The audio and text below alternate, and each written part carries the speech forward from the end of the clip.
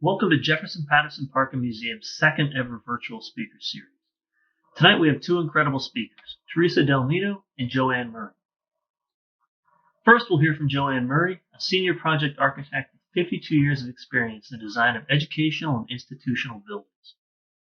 Joanne was the founding principal of Murray and Associates Architects from 1984 to 2007 and the chair of the AIA Northern Virginia Women in Architecture Committee from 2010 to 2014.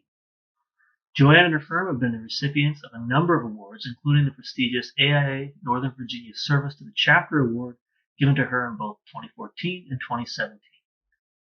Joanne was also a committee member of the Built by Women DC exhibit. The Built by Women exhibit was organized by the Beverly Willis Architecture Foundation, and the exhibit seeks to make visible the often invisible work of women in design and construction. When JPPM buildings reopen, this exhibit will be on display for a limited time in the Patterson House. Tonight we'll open with Joanne, who will discuss her career and offer insight into the creation of the exhibit. So with that, I'll turn it over to Joanne. Thank you for joining us. Welcome to Built by Women DC Juried Exhibition 2016. My name is Joanne Murray, and I'm a woman architect. After 35 years of architectural practice, leading her own firm, Beverly Willis, FAIA, was astounded and dismayed to discover that women were not represented in the architecture history books. In 2000, she founded the Beverly Willis Architectural Foundation to advance the knowledge and recognition of women's contributions to architecture. The first Built by Women exhibit was in New York City in 2014. Historically, the leader of a construction project was the master builder. As cities grew, basic codes were developed to inform important aspects of building safety, including egress, fire protection, and minimum access to light and air, which led to the creation of a separate regulated profession of architecture. In the 1850s, Harriet Beecher Stowe was an important abolitionist author and woman architect addressing these topics in the American woman's home. By 1880, Louise Blanchard Bethune was one of the first licensed woman architects practicing in Buffalo, New York. In 1901, Julia Morgan was the first woman to receive a degree from the École des Beaux-Arts in Paris. She was the first woman architect licensed in California and had a prolific and innovative career, blazing new paths professionally, stylistically, structurally, and aesthetically, setting high standards of excellence in the profession. Completing over 700 projects, she is especially known for her work for women's organizations and key clients, including the Hearst Castle in San Simeon, considered to be one of her masterpieces. Julia Morgan was posthumously awarded by the American Institute of Architects the Gold Medal, their highest honor.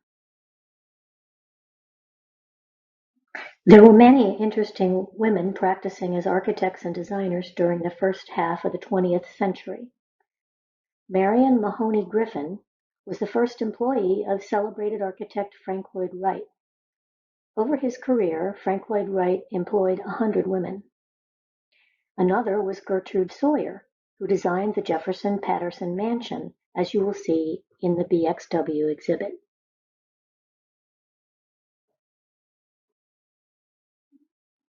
By the 1950s, there were more than a few women achieving formal architectural education and licensing. However, in 1950, membership in the AIA was approximately 3,000, with only about 10 women. As was typical of the times, the AIA was primarily an old boys network. Licensure was required, but only about 30% of licensed architects became members.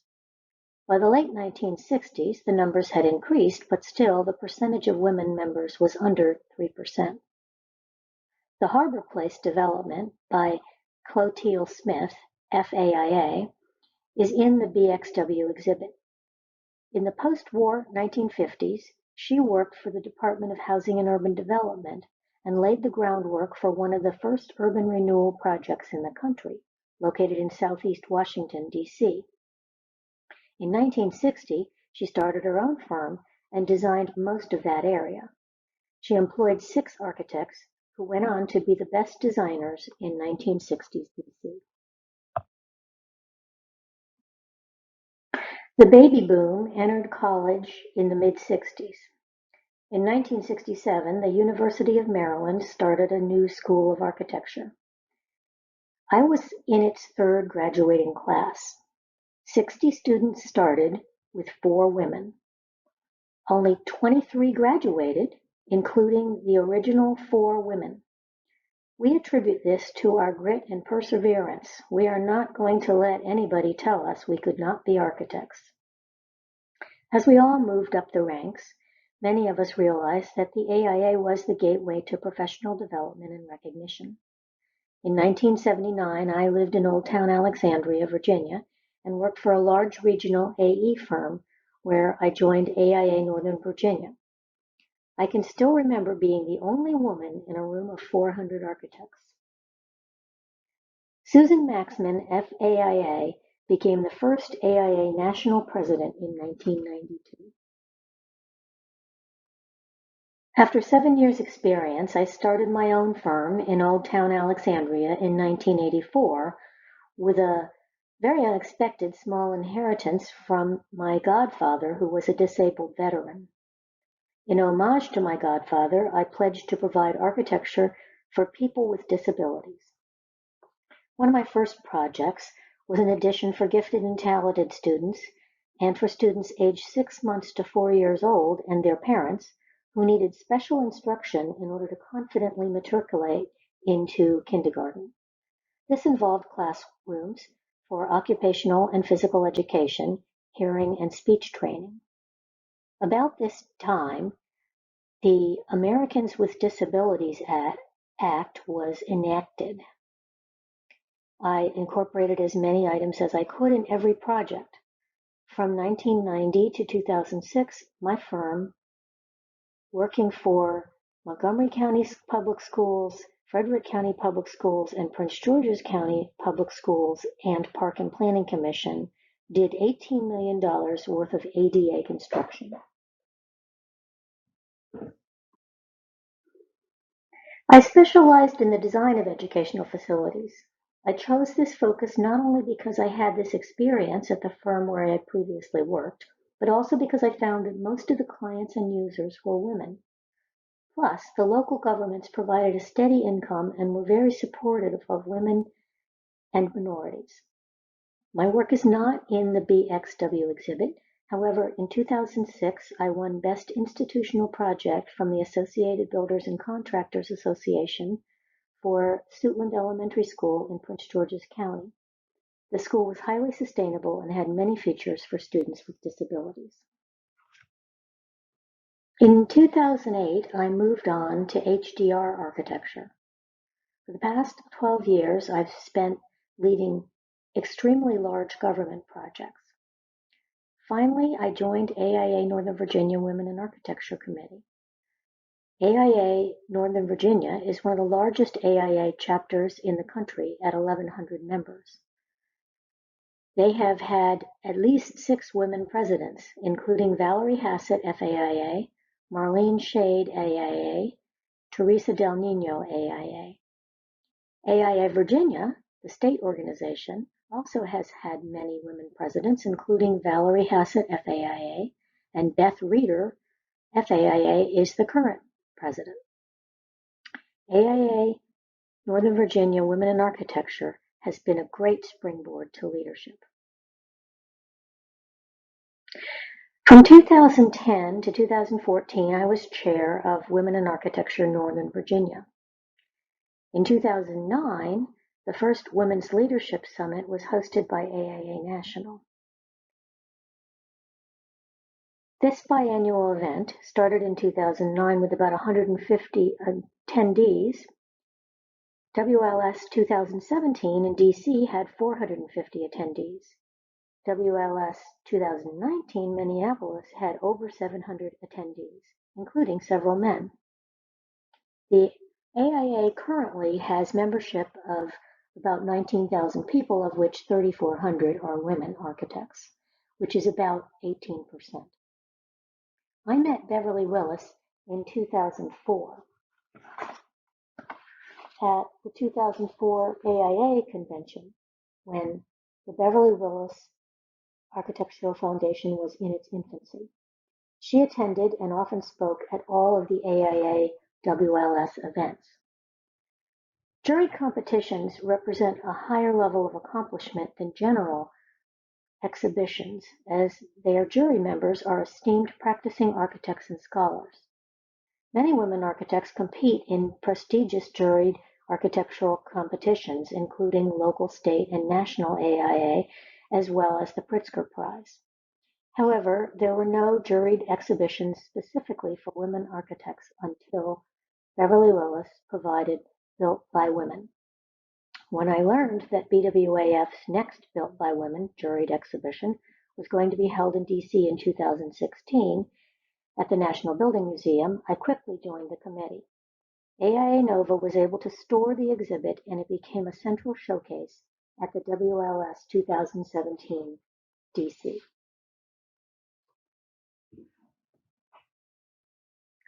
Built by Women DC is an important resource. It has been shown at all of the architecture schools in the metropolitan area and Phelps Architecture, Engineering, and Construction High School in DC, as well as several other AIA chapters. It is useful for recruiting, particularly elementary school and middle school age girls, and helpful in mentoring because it shows that women architects have an important and diverse voice in the future of architecture. Other support resources include Equity by Design. AIA San Francisco, led by Women Architecture Chair Rosa Sheng, led a hackathon to put more women architects in Wikipedia. Virginia Tech School of Architecture, 2 women professors curate the National Archive of Women Architects. A Girl is a Fellow Here is a BWAF-produced video showcasing the 100 women who worked for Frank Lloyd Wright. Thank you, Beverly Willis.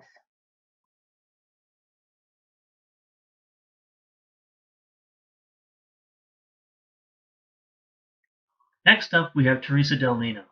Theresa is the president of McGinnis and Del Ninno Architects and has managed educational, commercial, and residential projects, many of which have received design awards. She is a member of the American Institute of Architects and is active in the Architects in Education program, which places architect volunteers in public school classrooms.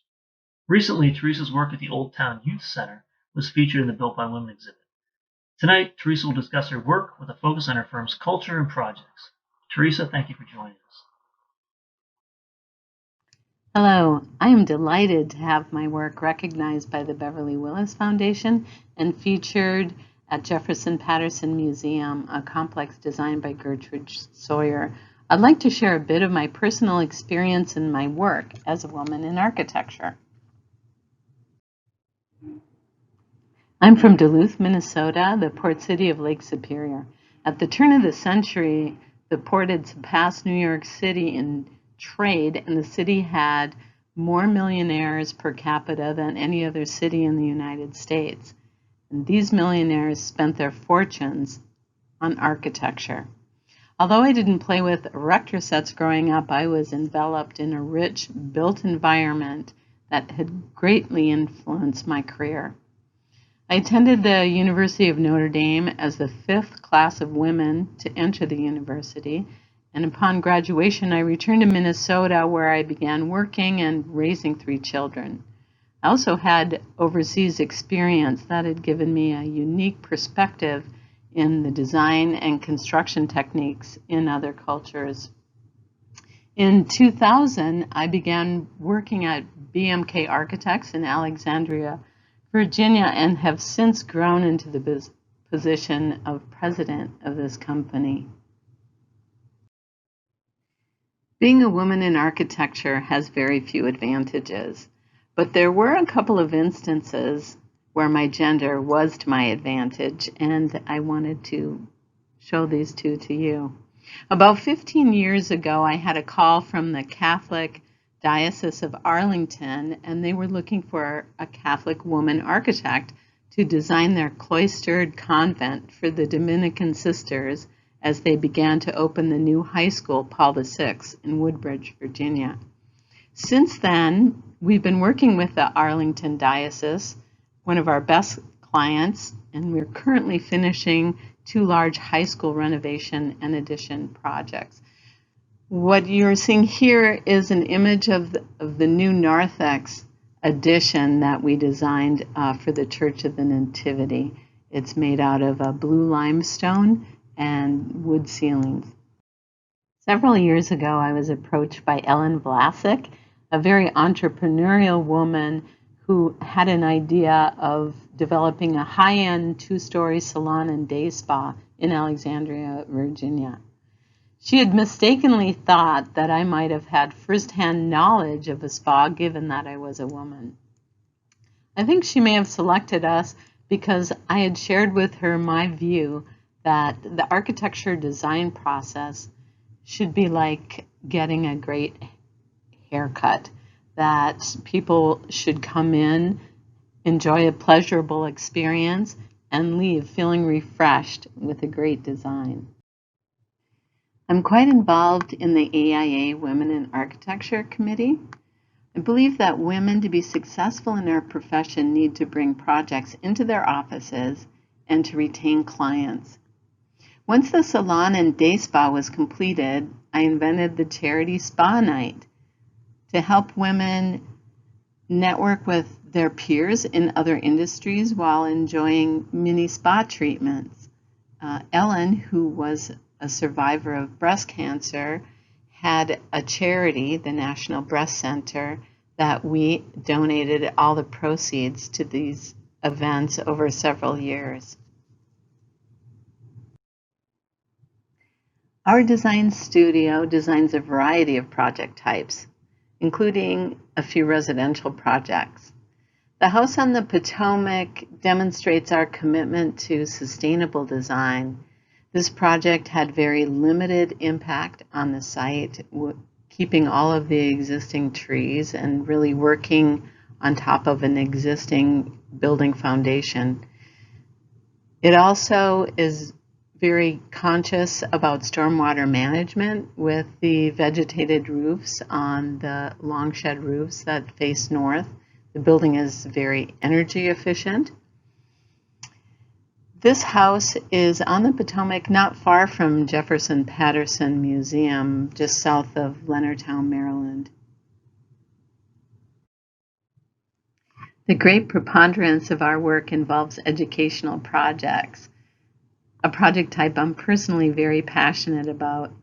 Schools are designed to be long-standing civic structures, and as such, the life cycle payback for higher quality materials and more energy efficient systems is a good investment for our client. School clients are also a group that we are able to develop ongoing relationships with, which is something we also appreciate. But most importantly, designing spaces that develop a child's sense of discovery in an environment that is safe and comfortable is a very fulfilling endeavor. Our education projects begin with children that are 6 weeks old.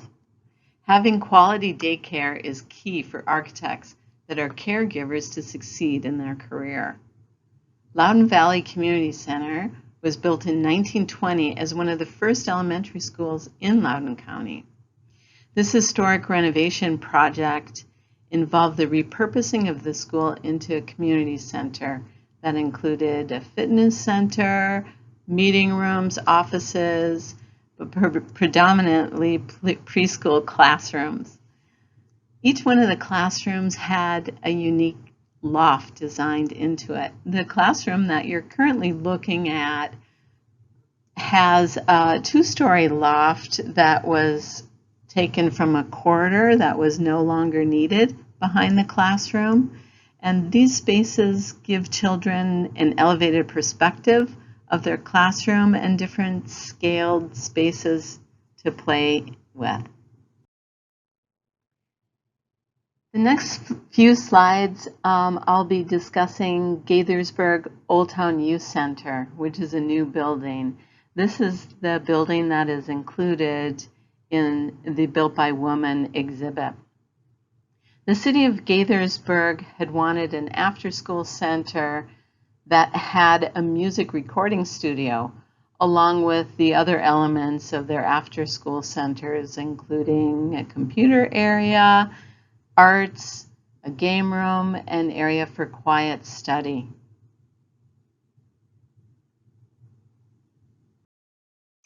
The city of Gaithersburg was very interested in developing a sustainable building. They had targeted this building to have a LEED Silver rating, LEED being Leadership in Energy and Design, a certification system by U.S. Green Building Council. As a first step in the planning, we looked at the orientation of this building. The site plan is on the right-hand side of your slide, and we began by maximizing our orientation in the east-west direction so that we could maximize our solar exposure in the south. That was going to help our photovoltaic system, which was gathering energy, item number 4 here on the site plan.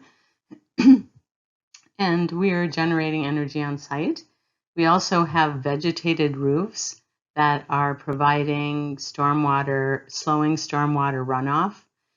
Underneath the new basketball courts, we located a number of geothermal fields, and so that would really help our mechanical system.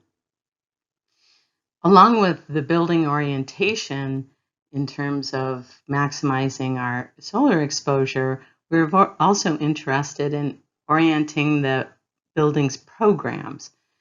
Along the south side, we made the spaces that were active with the game rooms and the art room. And along the north side, we made quiet study spaces and the area of the mixing and the recording studio. We were delighted when this building achieved its LEED Platinum rating, the highest certification that you can get with USGBC. For the interior spaces, we were interested in having very high volume, warm, and daylit areas that are very flexible, that they can open into each other with light furniture. So maybe in the evening, everything can be packed away and students can perform their music almost in a garage band sort of situation. And we added these garage doors here to recall teenage garage bands. This is the north elevation of the building. In the evening, on the left-hand side, you'll see there are very few windows for the mixing and recording studio. And the yellow portion are areas of quiet study, computer rooms for students to put their productions together. What's also sustainable about this particular project, and which is really enlivening, is that the students that go through the center and eventually graduate from middle school and get into high school are coming back to teach middle schoolers how to produce music and develop videos. So the program itself is sustainable, and we think that's a great aspect of this project.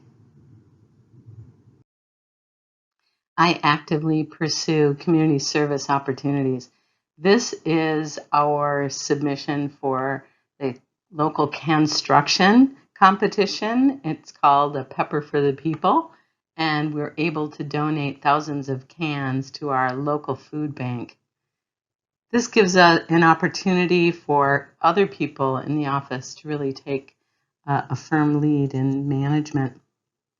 On the left-hand corner of the slide is our submission for Parking Day.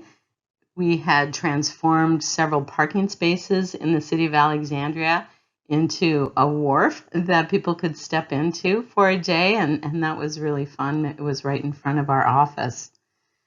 We emphasize continuing education, taking group trips to local AIA convention and other seminars locally, providing lots of benefits, both for time and expenses of personal continuing education. I'm very proud of our employee benefits package, that we are able to provide paid maternity and paternity leave up to 30 days paid, which is significant for a firm of our size. Not only do women in architecture contribute to the beauty of our built environment, but we are contributing to our local communities and improving our work environments. Thank you. Thank you all for joining us for tonight's presentation. Next month we'll hear from Betty Seifert, the JPPM's own curator. Betty will provide a presentation titled Gertrude Sawyer, A Woman Who Builds, discussing the life and accomplishments of Gertrude Sawyer, a prominent 20th century architect who designed many of the buildings at JPPM. Thank you and good night.